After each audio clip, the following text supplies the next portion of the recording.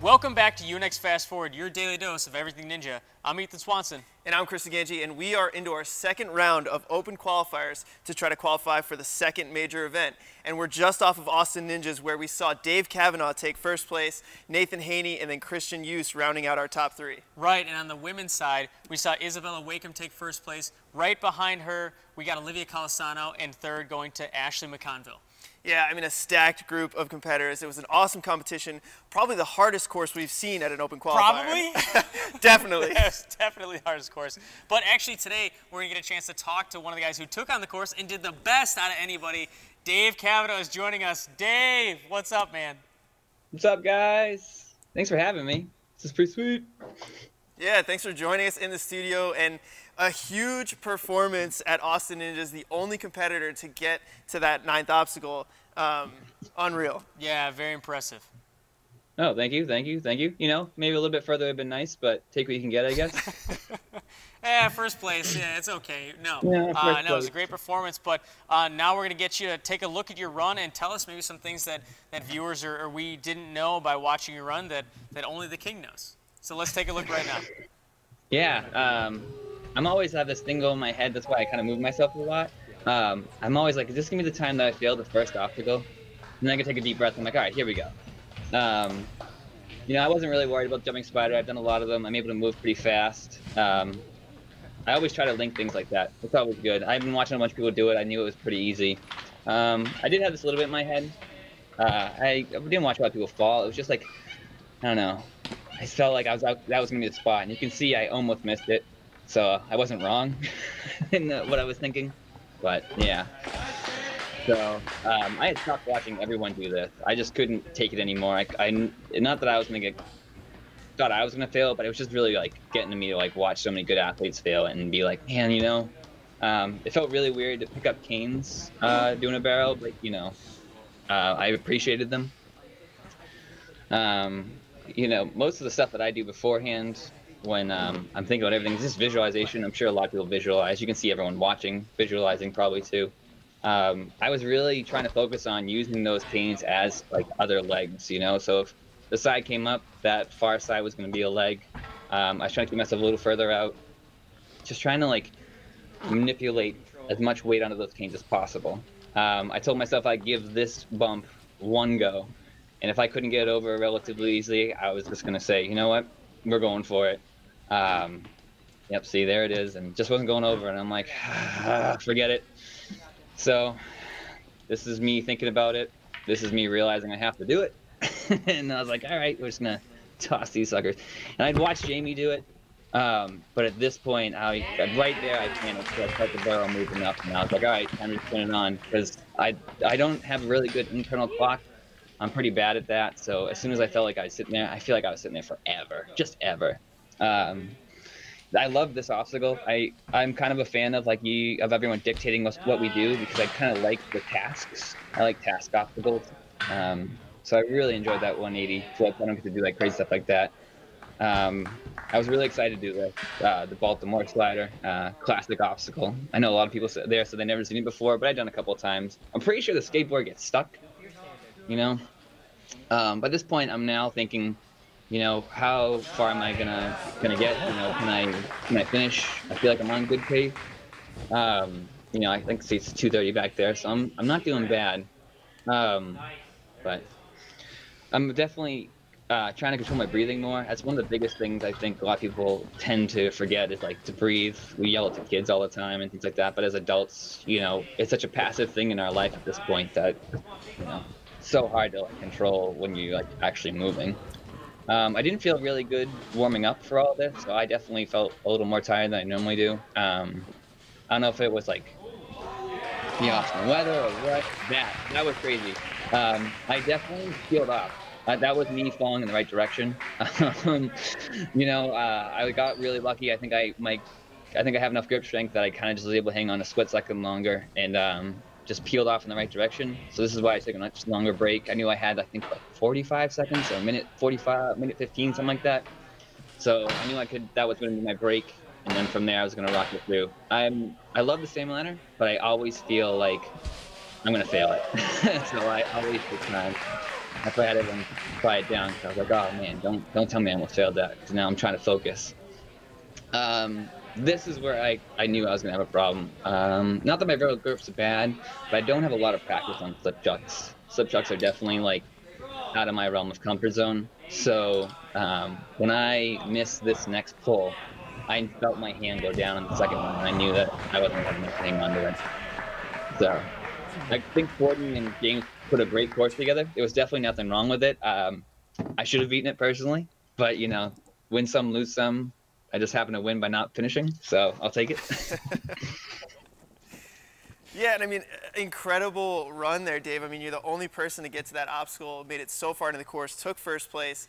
And, you know, one thing that I complimented you on when we were watching the episode was whenever I've competed at TA fitness competition, the balance obstacles that you set up are so creative and just usually very tricky. And so did that help you going into this very tricky balance obstacle?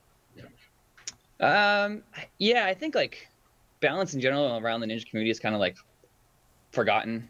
You know, I think a lot of people either are doing something quick, kind of like Ninja Warrior, like the one step off, or the slow balance is kind of going away. So for me, when I see something even like that, I'm kind of excited to put like that balance skill to the test. You know, I get that it is it's not exciting to watch, but I definitely like being able to do that. At TA, when I try to make obstacles, I try to make them as funky as possible and make it not so immediate. So it's not like that, oh, it's just like a transition. I hate like when people use balance as just like, oh, I'm just going to get myself to another obstacle. So I had seen something like that before a while back. It definitely wasn't nearly as big. Like the humps are like this on the one I did before. So that was much more like aggressive, but I definitely felt like it helped. Yeah, being like the weird course designer that I am. Those bumps were pretty aggressive, but especially on that obstacle and even on the reverse dunk, the cane obstacle, you know, how much does it come into play for, you know, you running later in the order and seeing, you kind of mentioned yourself, seeing all these other athletes that are, you know, really respected falling on those obstacles and your plan on those things? For me, I don't typically try to watch everybody. I'm more of a find the people that are similar to my style, maybe my body type if there's no one like that does the same things I do. When I go later in the order, the only thing I get out of it really is the fact that I feel like I find a lot of shortcuts. So no one's going to be able to see the shortcuts that I do. So I know that my time will hold up better. I always joke about like me and Lucas, whenever we're on a course together, it's like if I go first, I'm getting second. Because I know Lucas has a really easy time replicating what I can do. So in the same way with him, if he does it first, I'm like, all right, I know I can replicate that really easy. So I've gone first on actual Ninja Warrior before. So if you put me first in the course, I'm not going to panic with it. It is what it is. Like you got eventually going to run event, you know, everyone's got to run eventually. So I try not to take it too much to heart or use it too much of an advantage going later. But it's hard to say this now. I mean, beta is beta, you know? Yeah, no, I mean, it's a great mindset to be in. And speaking of mindset, you know, just the comments that you just made about not finishing the course and, you know, you won by not finishing. And so that's an interesting mindset, the fact that you took first place, but there's still a little bit of like a disappointment there that you didn't finish. Oh, yeah. And I feel like it's happening over and over again to me this year. You know, everyone makes a funny joke like, you know, I remember Chris, we were in Vegas and you had your finisher patch. You're like, oh, where's your finisher patch? And I just look at you like, oh, Baltimore, you know, like, good job. Like, yeah, I got furthest in Baltimore, you know, cool. I won Baltimore by going the furthest and fastest, which is kind of like, So I feel like it keeps happening to me this year. I keep joking with my wife, Jen, that, you know, I wish I could get to a course that I beat everyone at, that I actually finish. Because then it makes, like, I can actually prove something. I wasn't just the fastest guy in the room. Well, I don't second major, so, you know, maybe things will change a little bit there, but we got to get you some easier courses, man. I don't know how many times I have to apologize for that incident in Vegas. I'm so sorry. Many, many more, I'm sure. Many more. Not gonna let it go that easy. But Dave, thank you so much for joining us. Thanks for sharing a lot of your insight on the course. It's fascinating to hear from the king, the walk-on king himself, you know, exactly what you're thinking and how everything went. And you took first place. You're coming to the second UNX major here in Chicago, and we can't wait to have you here. Super excited about it, man. It's going to be a good time. I'm glad to go against some of the big names. Yeah, well, I'm sure they're going to be excited to go against you too, man. Wow, man. Man. Just hearing his mindset, like it's so interesting. I think that's the mindset of the top, most elite competitors, that it's never good enough. Like you see him, I got a little bit lucky there. No, he didn't. You know what I mean? Like, come on, let's be real.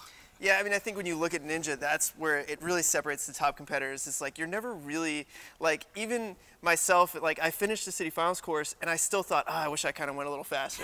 You know, like, it's so interesting, and I feel like everyone kind of feels that way. It's like you're never really satisfied, even in your best performances. Yeah, I think once you become happy with your performance, you're satisfied with where you're at, then you stop training as hard, you stop pushing yourself, and man, I'm so excited to see Dave, because, you know, I think just like you said too, is he's one of those athletes that is going to do shortcuts. He is going to be more efficient. He's going to make some skips, and when it comes to isolation, no one's going to be able to profit off of his moves that he makes. Yeah, that's what I'm really excited about, to see Dave in isolation. But the other thing is, he did say that he has a really bad internal mental clock. And so in isolation, it's going to be interesting to see if he like rests at the major, or if he just is like going all out. Like, yeah. He's one of the athletes I'm most excited to see in isolation. Yeah, well, we're going to get to see him. But, I mean, that's it for Austin Ninjas, our second qualifier for the second major. We're looking forward to this weekend going to the West region for Ninja Warehouse, our third qualifier. Carson Boyle set up the course, and 6 more spots available to get to that major.